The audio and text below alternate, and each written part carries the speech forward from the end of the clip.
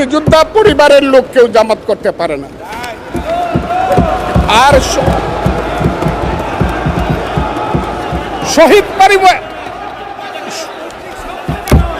শহীদ পরিবারের লোক, মাননীয় সদস্যবৃন্দ ওনাকে বলতে দেন।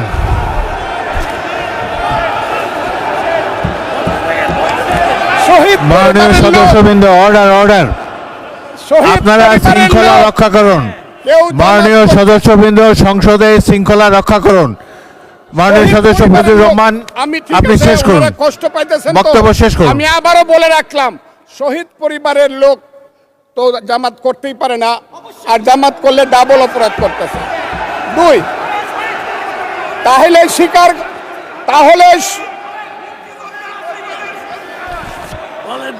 আমি আপনাদেরকে বলি, মাননীয় সদস্যবৃন্দ, আমি এক সেকেন্ড মাননীয় সদস্য ফজলুর রহমান, বসেন।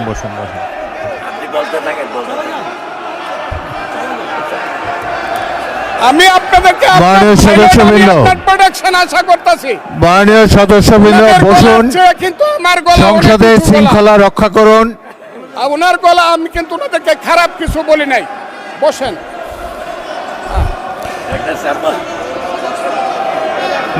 মাননীয় সদস্য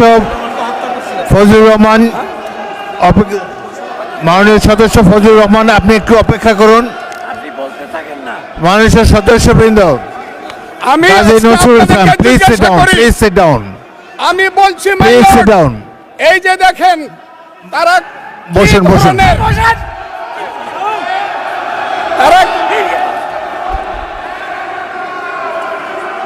তারা কি ধরনের আচরণ করছে। আচ্ছা, আজকে তাদেরকে মাননীয় সদস্যবৃন্দ, একটু মনোযোগ দিয়ে আমার কথাটি শোনার চেষ্টা করুন।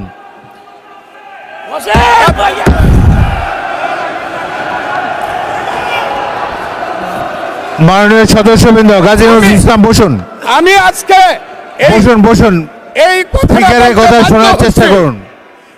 মাননীয় সদস্যবৃন্দ, একটা কথা আপনারা মনোযোগ দিয়ে শুনেন। সংসদে প্রত্যেক সদস্যের, ফজলুর রহমান একটু ওয়েট করেন। মাননীয় সদস্য ফজলুর রহমান ওয়েট করেন, hold on for a second, একটু অপেক্ষা করুন। আমাদের নেতা জিয়াউর রহমানকে পাইলো এরা হত্যা করতো 16 ডিসেম্বরের আগে। মাননীয় সদস্য ফজলুর রহমান অপেক্ষা করুন, আমার শেষ, আমাকে হোল্ড অন ফর 2 মিনিটস। দেখেন ডিস্টার্ব, আমি আর তাদেরকে বল। মাননীয় সদস্যবৃন্দ, এটি বাংলাদেশের জাতীয় সংসদ। এখানে প্রত্যেকেই নির্বাচিত হয়ে এসেছেন। প্রত্যেকেরই এখানে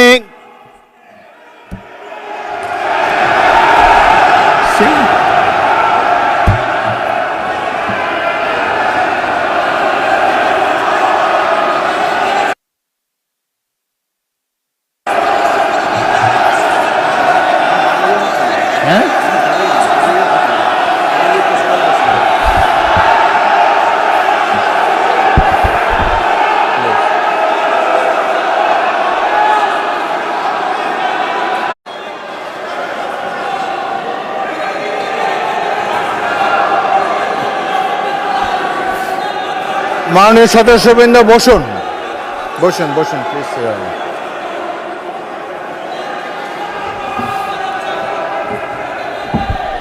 বসুন মাননীয় সদস্যবৃন্দ, বসুন।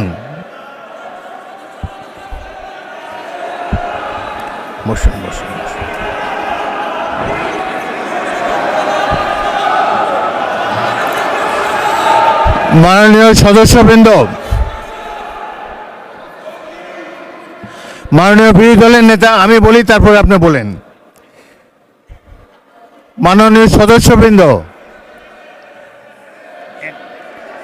এটি আপনারা সবাই,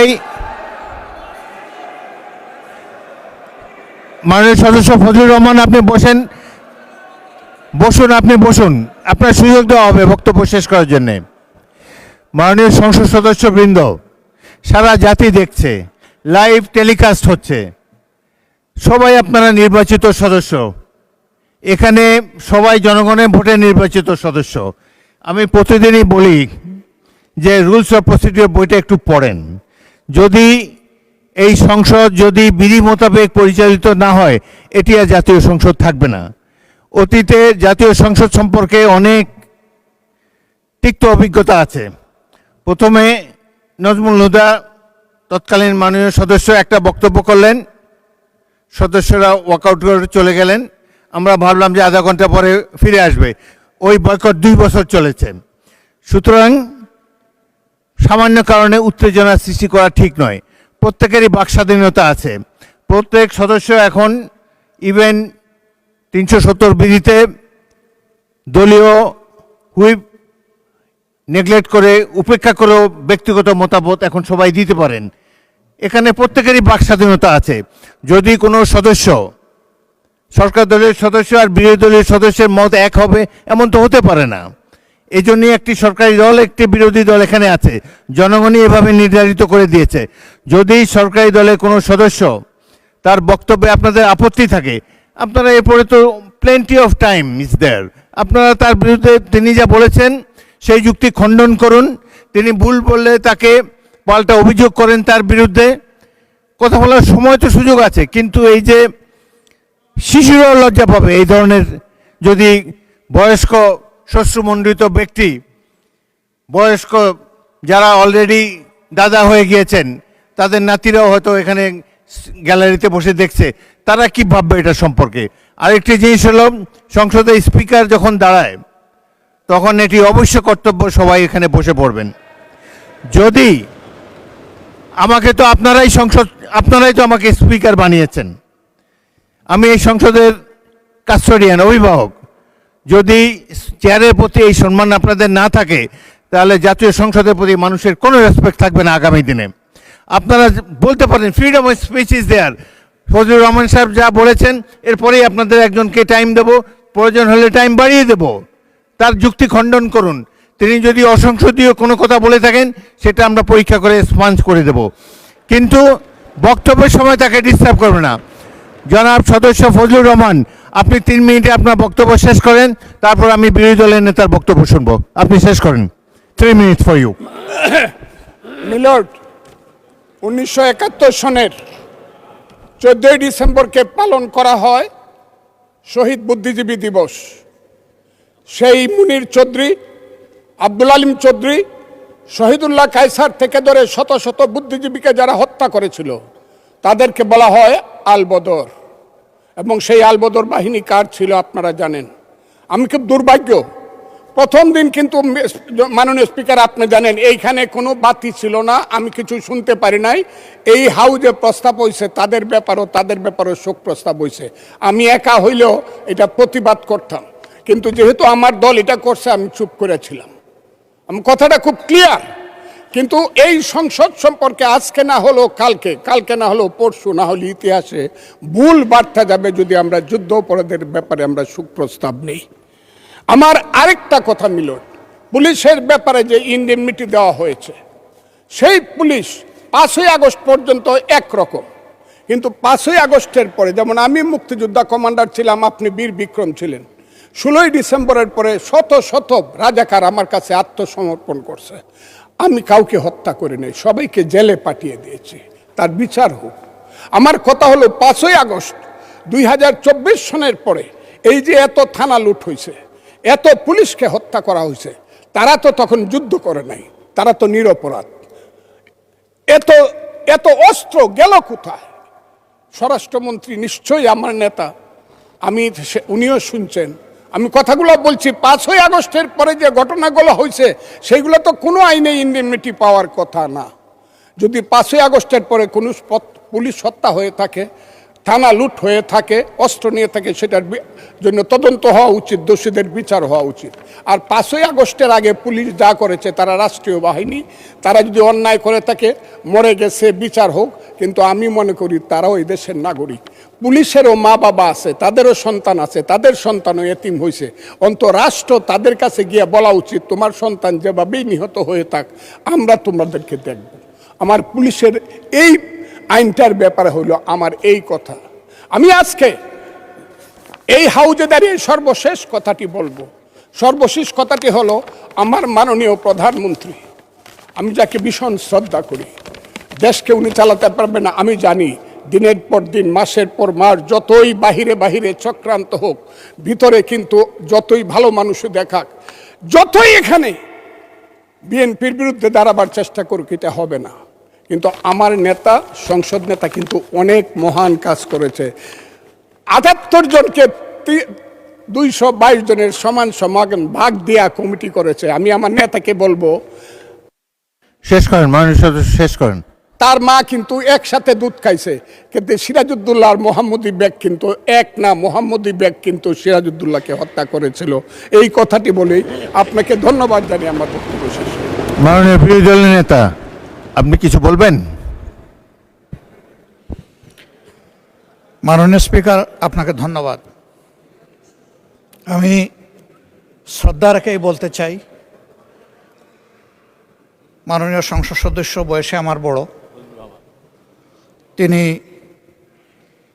মুক্তিযুদ্ধে তার অবদান সব কিছুই বলেছেন, কিন্তু নিজের অবদান বলতে গিয়ে আরেকজনের অবদানের উপরে হাতুড়ি পিটানোর অধিকার কাউকে দেওয়া হয়।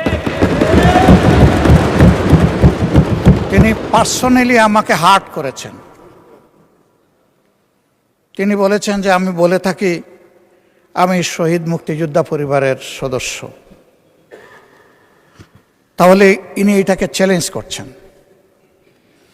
2 নম্বর, উনি বলেছেন কোনো মুক্তিযোদ্ধা কিংবা শহীদ মুক্তিযোদ্ধা পরিবারের কেউ জামাত ইসলামী করতে পারে না। তাহলে উনাকে জিজ্ঞেস করে করা লাগবে? এটি আমার নাগরিক অধিকার। আমি কোন দল করব, কোন আদর্শ আমি অনুসরণ করব, এর উপর হস্তক্ষেপ করার ন্যূনতম কোনো অধিকার রাষ্ট্র কিংবা সংবিধান কাউকে দেয়নি। আমি এটার তীব্র নিন্দা জানাই। আমার আইডেন্টিটি নিয়ে প্রশ্ন করা হয়েছে, এটা গুরুতর অপরাধ করেছেন উনি। আবার আমার আদর্শ সিলেকশনের ব্যাপারে উনি কথা বলেছেন, এটা বাড়তি অপরাধ করেছেন উনি। আমি অনুরোধ করব মাননীয় স্পিকার, তার এই অসংসদীয় অংশটা এখান থেকে যেন এক্সপাঞ্জ করা হয়। শেষে গিয়ে উনি, আমরা খোলা মনে এই সংসদকে ফাংশনিং করার জন্যে বর্তমান জ্বালানি অব্যবস্থাপনা সংকট যেটাই বলি, সেইটার ক্ষেত্রে আমরা এগিয়ে এসেছিলাম। খোলা মনে কথা বলেছি, নোটিশ নিয়ে আলোচনা হয়েছে এবং পরের দিন এসে মাননীয় প্রধানমন্ত্রী একটা প্রস্তাব দিয়েছেন। আমরা সাথে সাথে এটা গ্রহণ করেছি। তিনি এইটাকে শেষ পর্যন্ত কনক্লুশন টানলেন কি দিয়ে? হ্যাঁ, যার মগজ যেরকম তার কনক্লুশন হবে সেটা।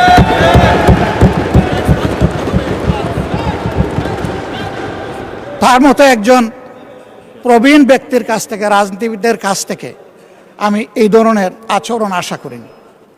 আমরা এখানে প্রথম দিনই বলেছি ভালো কিছু শিখতে এসেছি। কাউকে হিট করা, গালি দেওয়া, এর মাধ্যমে বড় কিছু অর্জন করা যাবে না। কিছু গোলাবাজি হতে পারে বড় জোর, কিন্তু তার চাইতে বেশি কিছু হবে না। আর সাধারণত যুক্তি যখন ফুরিয়ে যায়, মাথা তখন গরম হয়ে যায়। একটা প্রবাদ আছে, রেগে গেলেন তো হেরেই গেলেন। আমরা সবাই মিলে হারতে চাই না, আমরা সবাই মিলে জিততে চাই। এই জন্য সবাই যেন মাথাটা একটু ঠান্ডা রেখে যুক্তির সাথে সত্যনির্ভর কথাগুলো বলি, তাতে অবশ্যই দেশবাসী উজ্জীবিত হবে, এই সংসদের প্রতি মানুষের আস্থা তৈরি হবে এবং দেশটাকে নিয়ে সবাই মিলে আমরা সামনে এগিয়ে যেতে পারবো। ধন্যবাদ মাননীয় স্পিকার।